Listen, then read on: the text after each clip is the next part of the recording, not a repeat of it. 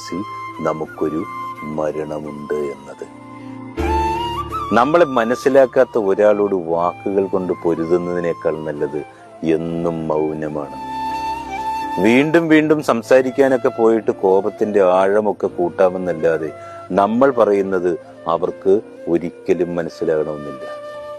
അവഗണന വളരെ മൂർച്ചയേറിയ ഒരായുധമാണ് നമ്മൾ അനുഭവിക്കുമ്പോൾ.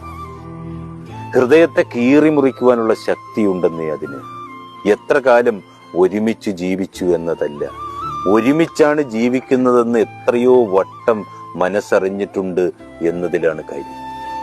ഭൂമിയിലാണെങ്കിൽ സ്നേഹം ഇരന്നു വാങ്ങാനും അതിലൊരു തരി പോലും തിരിച്ചു കൊടുക്കാതിരിക്കാനും ശ്രമിക്കുന്ന ജീവികളിൽ മനുഷ്യരോളം കഴിവ് മറ്റാർക്കുമില്ലെന്ന്. നമ്മളൊക്കെ മനപൂർവ്വം മറക്കാൻ ശ്രമിക്കുന്ന ചില മുഖങ്ങളുണ്ട്. പക്ഷെ എപ്പോഴും അതിനൊക്കെ ആയുസ് വളരെ കൂടുതലാണ്.